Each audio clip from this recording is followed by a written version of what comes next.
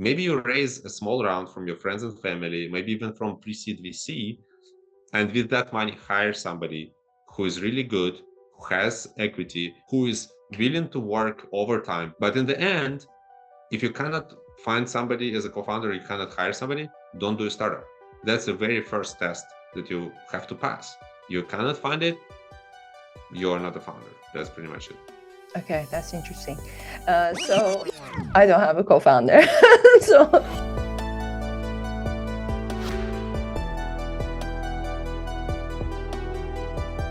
hello, I'm Somi Arian. I'm a tech philosopher and the founder of Impeak.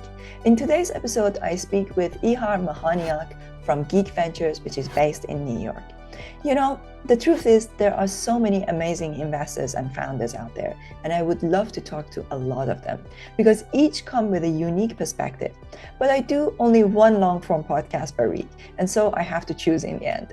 I usually look for people who have something different to offer. What I liked about Ihar was his focus on immigrants, especially from Eastern Europe. Ihar and his team go and find unique immigrant entrepreneurs and help them relocate and expand in the US. But you don't have to be an immigrant entrepreneur to love this episode. Ihar is a true geek, and I mean that in the best possible definition of the word. He is incredibly intelligent and smart, and he broke down some fantastic concepts for me about the nature of venture capital and how investors think about the growth of a company. I have to say, this was one of my favorite interviews, and I hope you enjoy it too. Ihar, thank you so much for being here. We got connected through our mutual friend, Farid, in San Francisco. It's such a small world. Everybody knows each other. And, I get introduced to so many VCs. Every day I speak to VCs. Right now we have about 500 VCs on our platform. It's not every day that I speak to people that really stand out, that I'm like, let's go and have a conversation. In-depth conversation, on a podcast. But we spoke and something clicked, and I really liked your approach. There were a few different things that I saw that you were focusing on. People who are coming here, immigrants. There are so many different aspects to your work. So why don't you give a quick overview of who you are, how your journey in venture capital started, and talk a little bit about your current fund and what you're doing, and then we will take it from there. Thank you, Somi. Thank you for inviting me. I'm really excited about this. So I'm Ihar Mahaniok. I'm a managing partner of Geek Ventures. I have a software engineering background. So before I started investing, I started coding from when I was 12 years old. I was very deep in tech. I worked as a software engineer at Google, Facebook, was a VP of engineering at startups, doing AI ML stuff. And I've been investing for about 12 years. So I started investing as an angel investor. I've invested in more than 100 deals before I started Geek Ventures. 5 companies I invested at seed became unicorns. I had about 14 exits. And in 2021, I started Geek Ventures. And Geek Ventures is a American fund focused on immigrant founders. So we are specifically for investing in early stage companies in different sectors by immigrant founders, where the founder quality is extremely important. When we look at hundreds of startups every month, we end up investing in one or two. We try to find really the best, and there are so many aspects that we like, aspects that we pay attention to. One important is experience and track record. Did this founder show us that they are able to achieve great results, either at their previous employment or with the previous startup? Did they actually show that they are able to take an idea and execute it? Do other people who worked with this founder feel that that's really greatest expert or greatest specialist? And what another completely different aspect that we look at is market fit. So when a founder is starting a company in any given market, you look whether this founder or at least one of the founding team has a really deep experience in that given market. For example, especially if the market is complex, so like healthcare, right? We don't want to invest in founders that are starting startups in the complex market without having their own experience and better multi-year experience first. We prefer founders that are trying to attack the problem with which they were dealing for many years, right? So, for example, they try to automate themselves out of their previous position out of the job, or they try to automate the relationships with the customers that they were before, or where they were customer of some company before, and now they build a solution for the customers like themselves. So things like that are very, very helpful. We also look at ability of founder to think big, so have a really strong vision and be able to articulate something that they will be building that will be exciting, that will be something that can grow for 5, 10, 15, 20 years. We are looking at the ability of founders to sell, right? So every founder, especially CEO, let's say every CEO has to be a proper salesperson, right? So they should be able to sell their vision to the new employees, to co-founders, to investors, to the customers, right? As a function of that, we look whether the founders can hire well, right? So if the CEO of the company, not only their track record, but who did they hire? Did they hire somebody who is stellar, who is like really a player? And then we look at execution, right? So when the startup has already several months or a few years under their belt, what did they achieve? How fast are they moving? If they pivoted, what did they do after the pivot? How fast did they decide to pivot?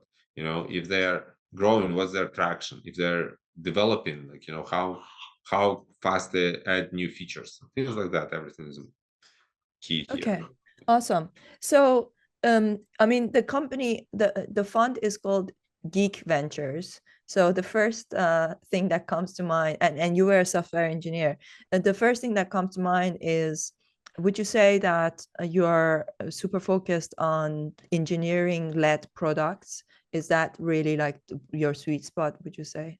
No, actually, the way I think about geeks is that geek doesn't mean engineer. Geek just means somebody who is obsessed about something, right? So, and we want to invest in founders that are obsessed about their product, about their company, about their market, right? So that's where market focus or market fit is more serious there, right? But geek is more like passionate approach, right? So we love to invest in people who are geeky about their own market. They cannot imagine working on something completely different. And from engineering perspective, we like to invest in companies that can utilize technology, that can utilize something new, that can only be possible with new tech. But it doesn't mean that tech is the only thing that's important, or engineering is the only thing that's important. It's much more important whether they are solving the real problem, whether they are solving a problem, a pain point their customers have, whether they are thinking about impact their companies have and their product can have. So that's important. And the technology and engineering should be in service to that. And several of CEOs of the companies we invested have engineering background, but majority don't, and it's fine, right? Of course, they should have somebody with technical on their immediate team and the leadership team. Yeah, 100%. No, I like that definition of geek being about being obsessed. By that definition, I'm definitely a geek, even though I'm not an engineer.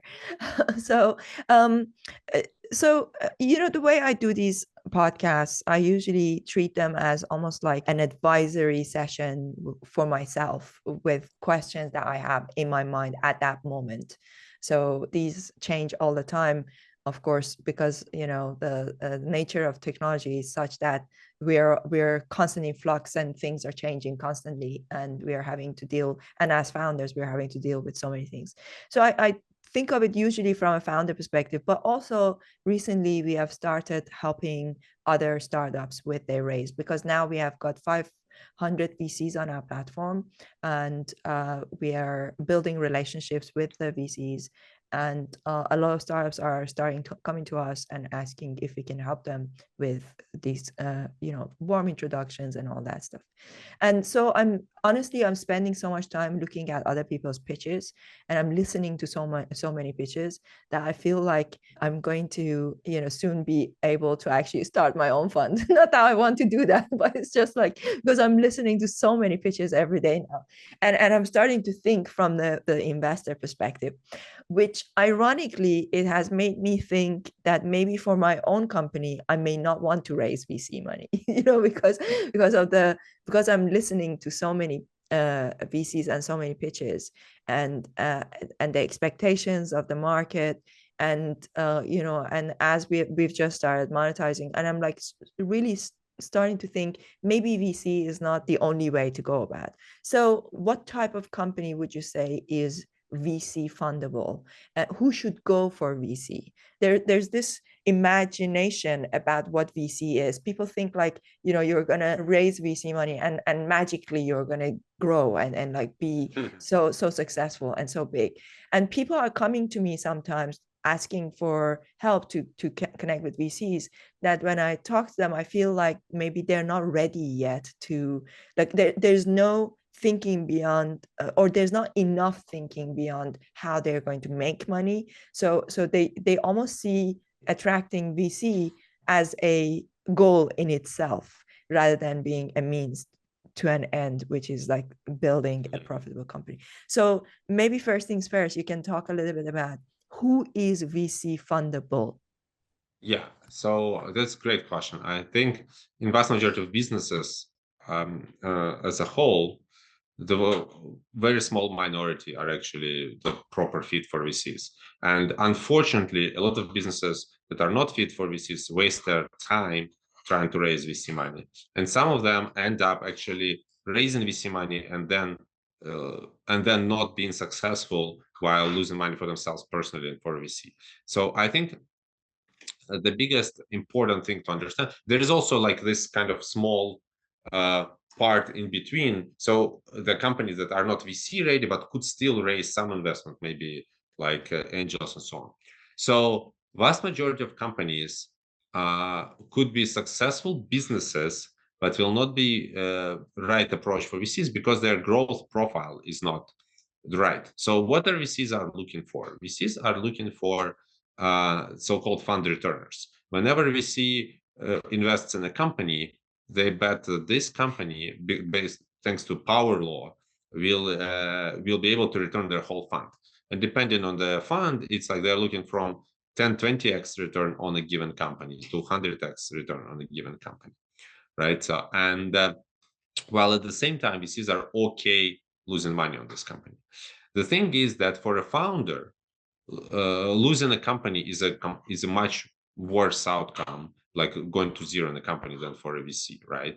And there is a big difference when you go bankrupt in a company where you were basically taking very small salary for a long time and have really low ownership, versus going bankrupt with a company with which you were 100% owner and was paying yourself good salary and dividends every year, right? So there is a big difference there. So here's the thing, that if you think and if you want to bet on a high outcome with low probability, and you are willing to pay a price, is basically suffer to having low salary and for a long time, then you and your business model and your idea can support high growth, then you can do VC. And by high growth, I mean, do you see that your company with a with VC investment can actually generate 100 million in revenue?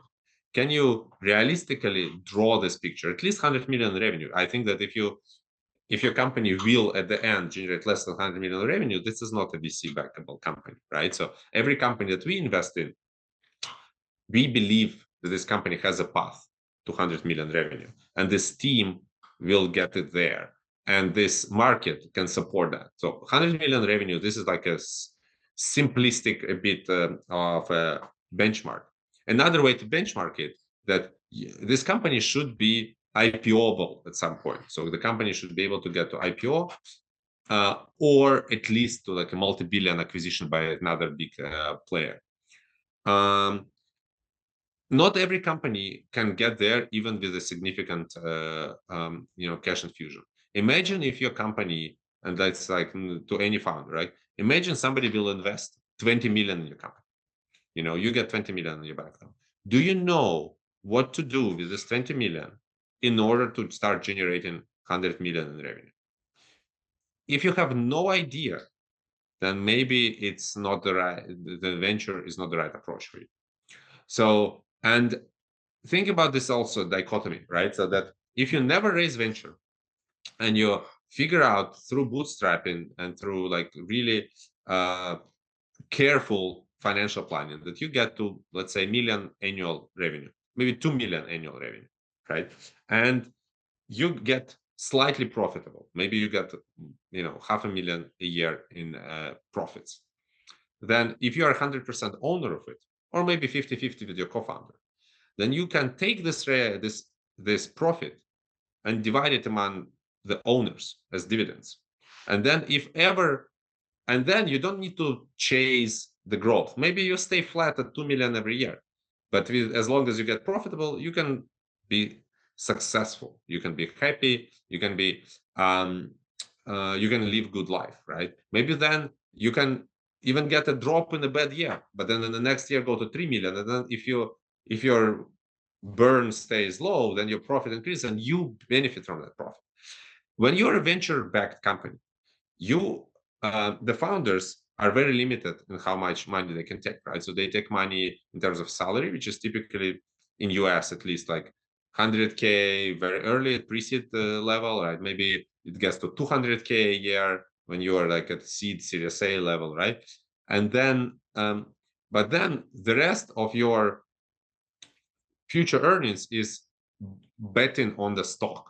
And then if your company ever stops growing for some reason, it's not 2x anymore, it's not even 1.5x, it becomes flat, or it starts going down in revenue, then suddenly your company is on the path to bankruptcy, even though it could still be generating millions a year, can be generating tens of millions. We've seen some unicorns recently basically closing up shop, even though they were generating tens of millions of dollars every year.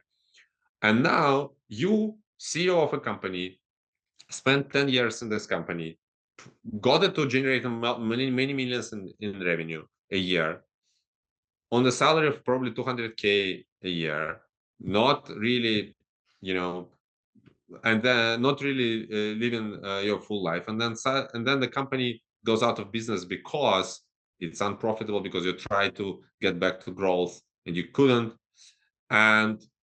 Or it gets sold on a really low multiple, right? That's another big problem, that when there is low growth, the companies sell to like on a valuation that's just 1x revenue, 2x revenue, right? And because of liquidation preferences, the founder gets nothing, right? So then, or close to nothing.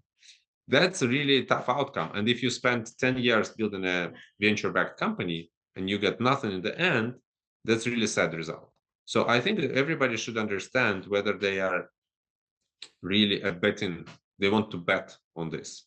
And I know many successful entrepreneurs that decided not to go on venture path and ended up being very successful, even though it was harder. It was harder financially. When you don't have this couple million on your bank account from a venture investor, then it's much harder. You need to figure out a way initially, but then you don't have these expectations that will basically force you, to sell your company and go to bankruptcy.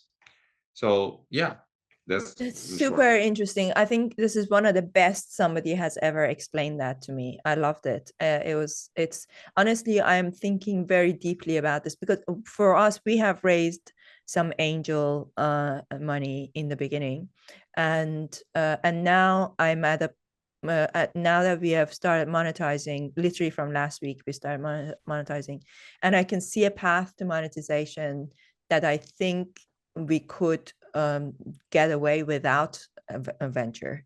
But yeah, so I'm thinking very deeply about whether I want to take venture money or not. I've already built another business without venture, and it's generating money, and it's a small business, but still it pays for my life, and it actually supports the second business as well. And it's like it just making me think that company is so pain-free. Like literally, I have nothing to do with it. That my team run it without me. They don't need me. I don't even sign off the product anymore. I used to sign off the product. Now they've learned everything. It runs without me. It's literally just passive income for me, and it just makes me think, could I build this one in a similar way, but at a bigger level without venture? Because I used to think like venture was so important. I had to get this much venture, but the more I learn about it, the more I'm thinking, do I really need it? Like, is it possible to build to a point that that, because here's the thing. Sometimes when you raise venture, everybody around you, they expect you to spend money on things like marketing, and there are a lot of things, because they're like, okay, you're venture backed, like everybody wants you to pay something. Whereas when you don't have venture money behind you, you can say that, hey, we don't have money, we are bootstrapped, we've got this, and we can, that you can really use your resources. Like, for example, I have my podcast. There's so many things I can do with that, right? I can go out and do deals with other podcasters, and like, get a lot of resources. But when you're venture backed, those same podcasts that you go to, they expect you to pay to be to sponsor them, right? Do you see what I mean? Like, there are so many things you can do when you are not venture backed. You could really like be so lean and grow in a very organic and lean way. But unfortunately, it will be, like you say, harder, a little bit slower. But then if you do the cash injection of venture, then you really have to fuel that fire to grow 10x, and it's so much faster. So would love to hear your thoughts on that. What would you do? So first of all, I think that these are valid points, but they're also not only about whether you're venture backed or not, but whether it's public. So I actually know startups that raised four, five, $10 million, and nobody knows about it because they don't have to necessarily, go on TechCrunch and talk about this, right? Startups can be quiet about this. It's not everybody's business how much money you raised and from whom. Startups want to publicize it because in many ways it actually helps them, right? So the moment you tell publicly that you raised x million of dollars, it makes it easier to hire. It makes it easier to stand out as a reputable company to your potential customers and so on. But I understand that sometimes your partners and vendors would expect more money from you. So think about that publicity. But also I think there is a completely different question besides who should and who shouldn't get venture, who is right and who is not right. And a completely different question, what you can achieve.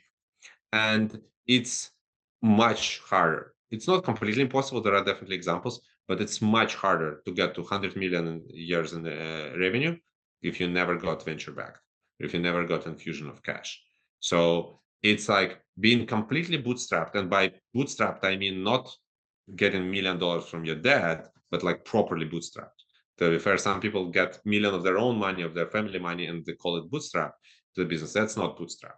Properly bootstrapped is when you just getting almost no salary and you figure out how to pay for your costs from your revenues. That's the bootstrap.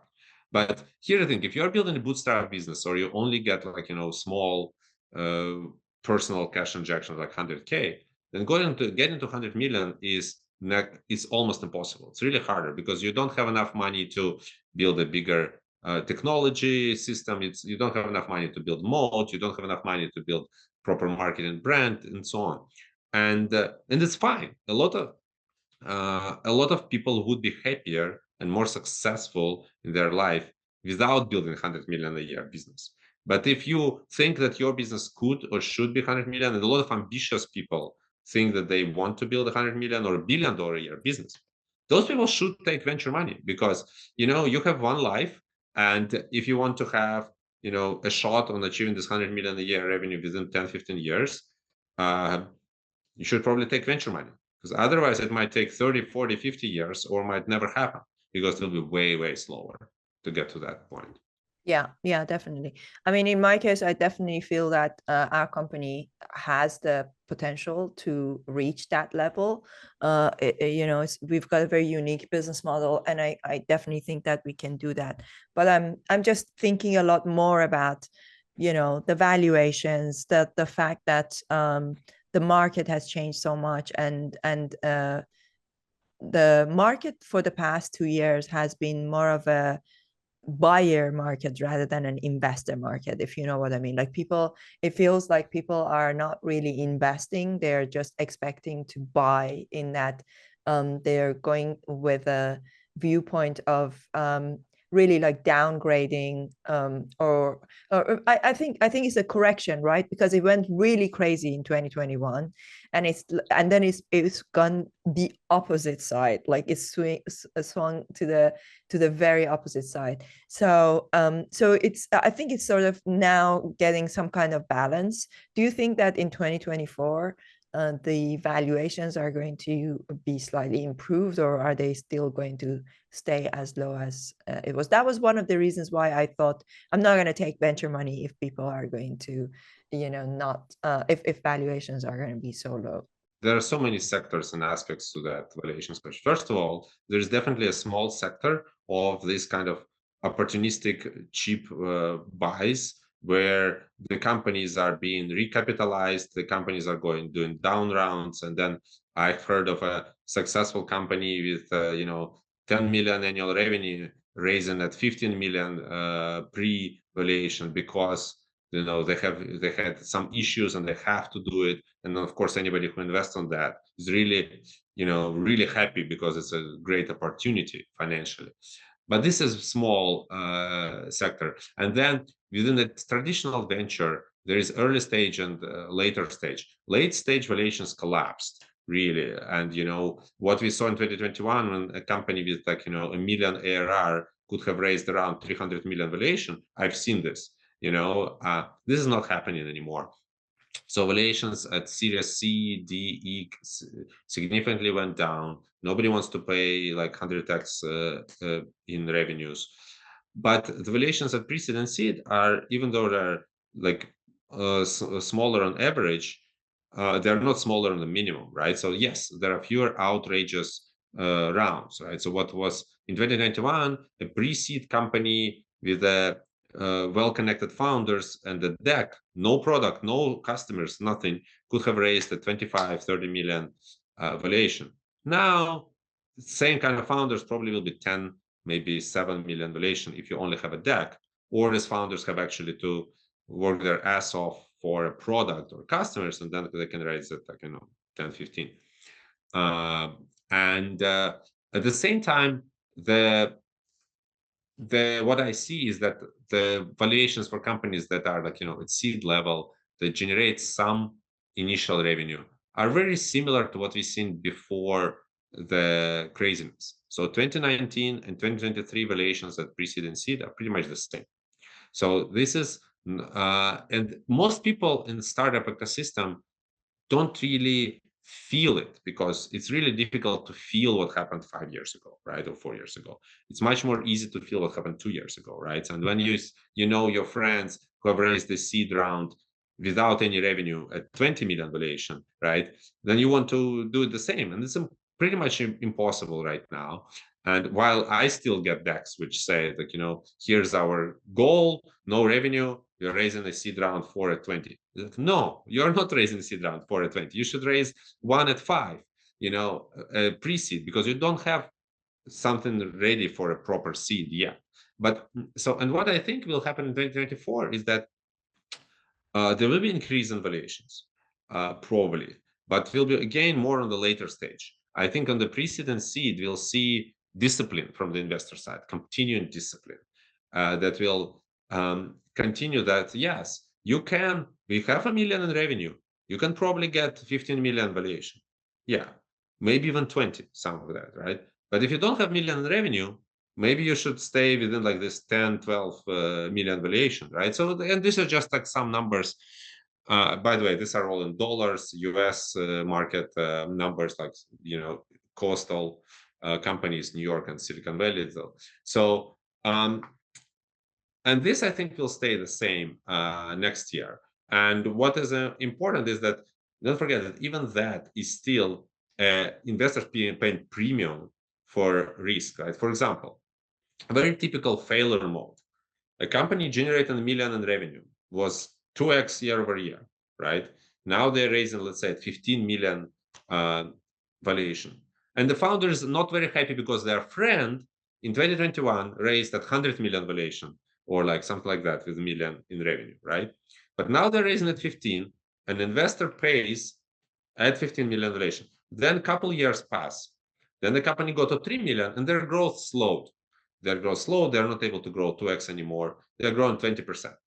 You know what the company will be worth if it's 3 million in revenue, but it's growing only 20%? So it'll probably be worth like $8 million, maybe 10, because the multiples will go down significantly with the growth.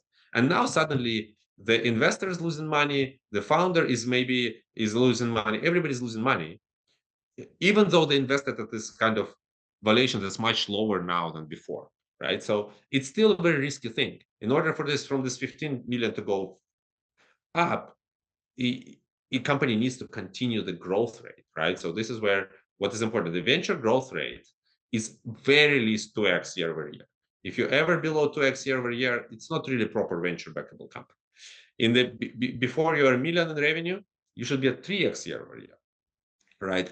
And you should continue, right? So, and only after you're like, 20, 30 million, you can go below 2x and still be venture back.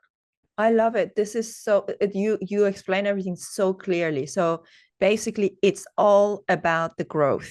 So you have to be growing at ideally doubling every year, basically, pretty much, at least. It's not even the word ideally, minimum doubling every year. Don't think it's not minimum doubling every year. Ideally 3x year over year. If you ever grow 4x year over year, you are amazing, right? You're like top 1% of the companies. So, yeah. So, but wait a second. So doubling every year, that's like exponential. Yeah, it is. Yeah, it is exponential. So surely that can't, unless you're Apple, that can't go on indefinitely. Nobody speaks about indefinitely, right? On the VC market. Until right? you get to 100 million revenue minimum. Kind of, right? So look, yeah, so there is this phrase, triple, triple, double, double, double, right? So the company 2 years does 3x and then 3 years does 2x, right? So, and let's say they start with 100K ARR, then they do 300K, then they do 900K. This is a 2 years they triple. And then they 3 years double. They go from 900, let's say million, from million to 2, that's 1 year, from 2 to 4, that's 2 years, and from 4 to 8, third year. At that time, they're already raising Series B, just to be very clear, right? So the company that grows like this raises seed when they're like at 300K, 500K ARR. They raise Series A when they're at 2 million ARR, and they raise Series B when they're close to like 6, 7, 8 million ARR. Series B, it will probably be at like 100 million valuation, maybe 150 million valuation, right? And now they're in the completely different space of working with growth investors, which is, different kind of investor than I am, right? So I'm not investing in companies that are going at close to 10 million ARR. And then, yes, you should, and I don't know how many of your listeners are those founders, but those founders have different comparables. And at that point, 2x becomes more like ideal, right? Above 10 million, but a little below 2x is still acceptable. And then, like, okay, then we go from, let's say, 8 to, let's say, 15, a little less than 2x. Then from 15, we go to like 28. That's another year, right? And from 28, we go to, let's say, 50, and then from 50, we go to 80, right? So it's like another, and in general, this journey is like how many years we did? 1, 2, 3, 4, 5, 6. We got about 10 years of journey, right? And the year 11, we hit 100 million. It's a really, really solid journey. And typically then year 11, year 12 on that journey would be IPO or yeah. Okay. Yeah. Okay. I get it. So now that you talk about these types of numbers, it does make sense that it's pretty hard to do that without venture. Like, if that's the expectation of the type of growth that the Yeah. 3x's, yeah, it's very hard to do that without venture. But at the same point, if you didn't take any venture money, nobody is giving you expectations. You don't need to justify your, financial projections. The only expectations you have now, if you didn't take any venture, that you have to pay salaries, right? So that you have to have enough money through the revenues to pay for your costs. Mm-hmm. And if you are actually another thing that is important, that if you go above 1 million in ARR, you're pretty much eligible for debt. Before million is really hard, right? But after million in revenue, you can start taking money from banks, paying them 10-15% annual yield, but still keep all the ownership of your company and all the Yeah, that's decisions. how I built my other business. I built it on debt and then paid it off. And yeah, it's another way of doing it. And then you own the full company. Yeah, but for that, venture investors can invest much earlier than debt investors for sure. This was super interesting. Okay, so let's talk a little bit about Moat. So basically, every day, every morning, I wake up. From the moment I sit at my desk until I go to bed, I have conversations on Zoom. I have on average about 14 to 15 Zoom conversations a day. Roughly half of them are with VCs and the other half are with startup founders. So that's basically what I do, right? And then some of it is with service partners. So I hear both sides quite a lot. And everything I hear is so similar, whether it's from VCs or from founders. I hear a lot of similar kind of things. So that whether they are a SaaS business, everything starts to kind of sound very similar. For VCs is even more the case. So I hear a lot of VCs, yeah, we invest this much, we have got this much fund, we are sector agnostic, or we invest in these 5 areas. Those 5 areas are almost 80% the same, and they all invest in the same type of founders. And then a lot of 80% of the founders also are about the same. So in this day and age, how does one go about building a moat? What is a moat? Explain that a little bit. Let's first talk about from a startup perspective. What's a moat in this day and age where everybody has access to a similar kind of technology pretty much?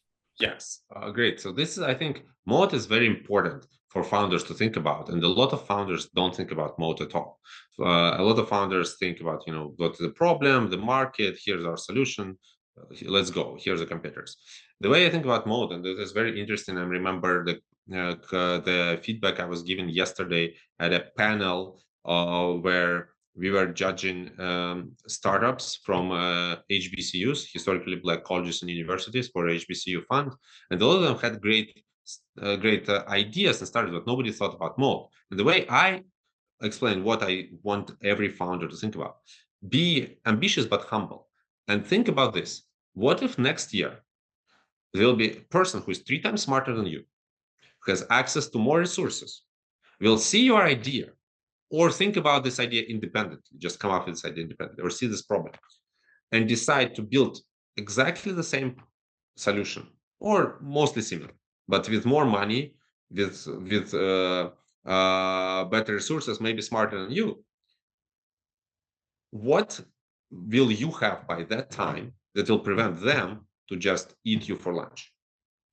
That's what's called moat, right? So, and there are good examples of moats. There are different types of moats. I think, for example, Facebook, WhatsApp, Instagram, they have this moat based on the social network. LinkedIn has the same moat, where you cannot just build a LinkedIn or Facebook clone because everybody already using LinkedIn and Facebook. Even if you are smart, if you have resources to build, you cannot overtake this network moat. Then there is a technological moat.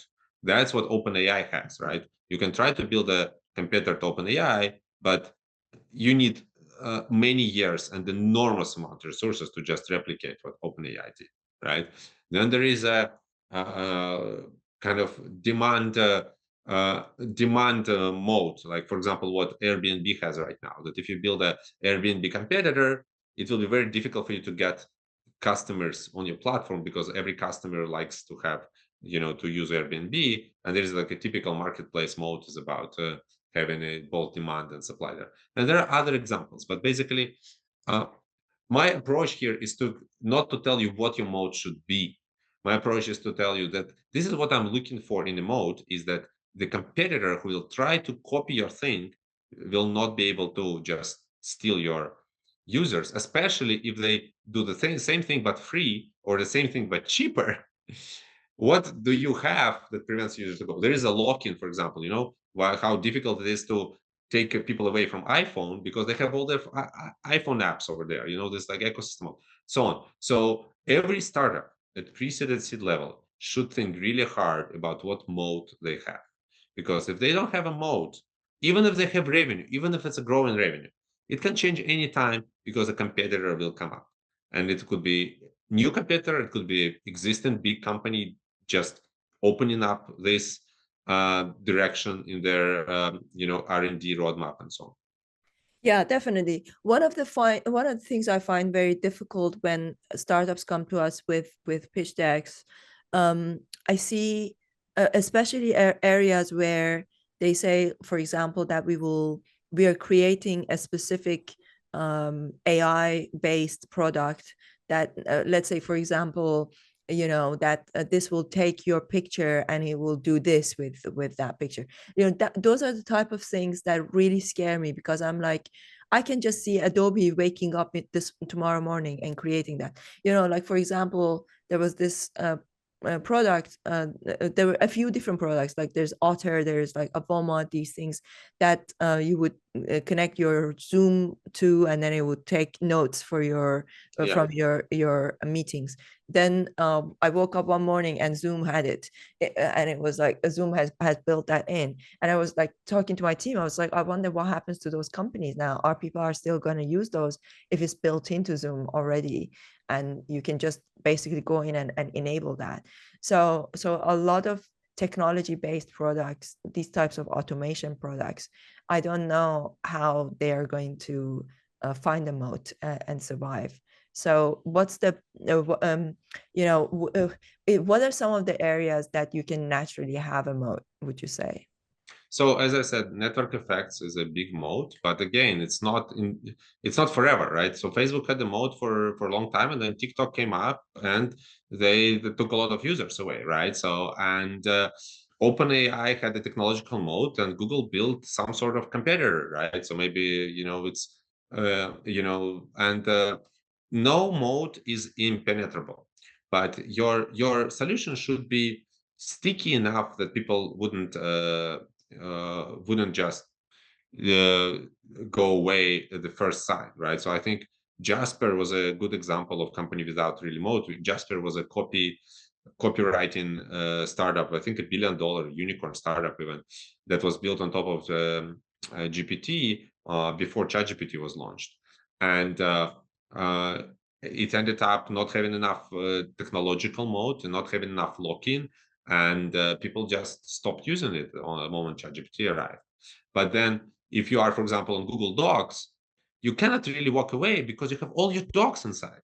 Even if somebody else builds a better software in terms of how it looks, because you have a lock-in of your previous data lock-in is really huge. Like Google Analytics was a best example of where Moat was great, but company kind of killed it with bad decisions. Google Analytics had every website that was on Google Analytics for a long time had the data there. And there are competitors out there, but nobody wanted to switch to a competitor.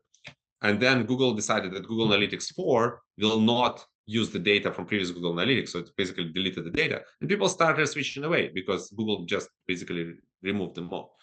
So this is another moat. And when you talk to our companies, we always think is like, okay, to our portfolio companies, what is your moat in the future? Not everybody has a moat at the time we invest, but they should have some thought process about how they will develop Moat. There is also, of course, a technological moat in terms of patents. Like that's more for deep tech companies that build some, materials, some hardware, something like that. There is also could be technological moat around UI, right? So, for example, one of our portfolio companies, ShapesXR, which is a software company for collaboration VR, their big moat is technological because it's such a difficult process to build it took many years to build a proper technological UI for this. It's really difficult to repeat it. And yeah, of course, a lot of VR companies, hardware companies have this like Magic Leap, so on. So yeah, think about this a lot. And again, if you don't want to be venture backable, you don't need to have a moat, because the moment you are a boutique, you don't have a moat. And this is not a question. Venture funds by default or by definition are boutique, right? Similar like marketing agencies, recruiting companies, right? So outsourcing companies, all of them solve, problems in a kind of similar way to their competitors. And they take some small amount of market, but they're limited in their growth. They cannot grow exponentially. So. Yeah, 100%. Sometimes I get founders that come to me, especially non-technical founders, that have a great idea, have a great understanding of that market, but maybe they're not necessarily coders. And then sometimes in order to solve that solution, they will go and find maybe some kind of an agency to build something for them. And then they're trying to raise money through that. And it's my understanding, and correct me if I'm wrong, that is not venture backable, or it can be a problem if you are getting an agency to build something for you in an idea. Yeah, it can be a problem. It's problem in most cases, and here's why, right? So that as a founder, I mentioned before that you need to be able to sell your idea, right? So, and it's important you are able to find co-founders that are able to work for free or close to for free, right? And you need to hustle to talk to, I don't know, hundreds of people maybe before you find one person that is both good enough and also willing to work for free or almost for free, right? In order to bootstrap yourself to the funding. Of course, you might take some money from your friends or from your family, a couple hundred K, and then it's a big question how to best spend this money. You could spend them on a small below market salary for your co-founder that has equity, or you can spend on outsourcing agency, which actually takes a significant additional margin on top, and they don't ever take equity. They take, and then they take money, and then you are just inefficient in your spend on one hand. And on the other hand, it's more important that you don't have somebody who is bought in to this as much as you do. That one big problem with any times you hire an agency for long term, like software agency and so on, you need to oversee them, right? So, and the moment you stop being super attentive about how they're doing it, giving them proper technical specification, they will not do it. So no agency has it's not in their DNA to basically be innovative, right? To basically build a completely new product in the world that stands out and that's bold, right? You as a CEO and maybe your co-founder, CTO or CPO can be bold and can try to build something unusual, different, new. And you should expect that the agency will build something similar to what they built before, something similar to what they've seen, something safe, something that will hopefully have a few bugs, very few bugs or no bugs, yes. But at the same time, it will be less bold, it will be more bland. So, and then they at any moment they can go away, and then suddenly you will have a code, but you don't have anybody who is vested personally to build. And the moment you run out of money, which is very possible, who will stop working first? Agency will stop working first. Your co-founder might still work a few months without money, not the agency.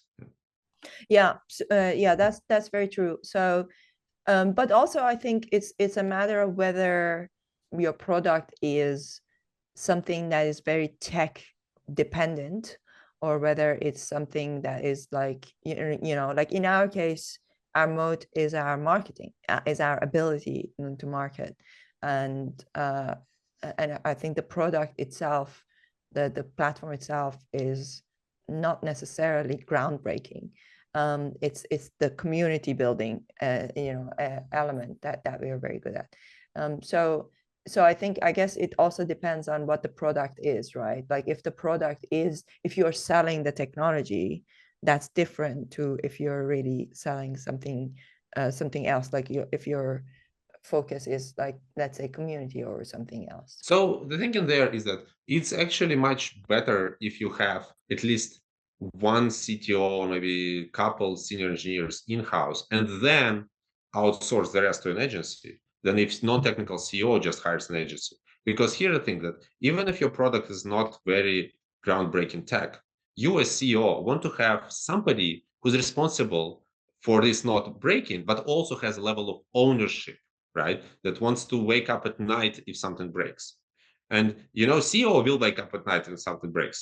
But will the agency wake up at night if something breaks? No, probably not, right? And then if your CEO cannot fix your website when it went down, then you will have to wait until there are working hours of your agency, things like that, right? If you have a right-hand, a co-founder who can do that, then yes. It's still, even though your technology is not groundbreaking, the product has to work. The product has to work well. You have to have somebody on your team who has this like in their bones that they want this product to work.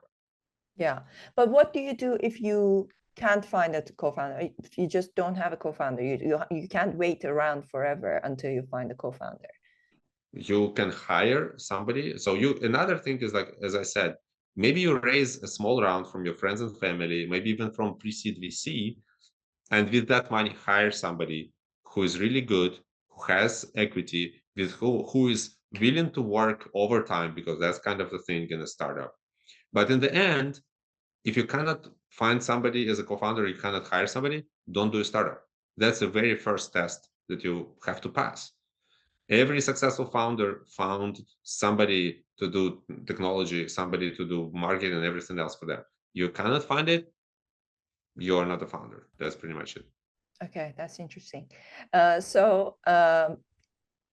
I don't have a co-founder. But you have somebody working on your technology, right? Yeah, we have amazing people. Yes, we built it, and they have equity in the company. And they have equity and they have ownership, right? That's important. Yeah. Feeling of ownership, I mean, right? They would wake up if something goes down. That's important. Yeah. My team are really like that. Okay, so last question. Let's talk a little bit about your focus on immigrants. So I'm an immigrant. I know how hard it is when you come from another country. You're starting out. So are you focusing on immigrants, like first generation immigrants that are coming in now here? Is that the type of thing that you're generally focusing on? Do they have to be first generation? Is that Yes. So we focus on first generation. We focus on people who actually moved. We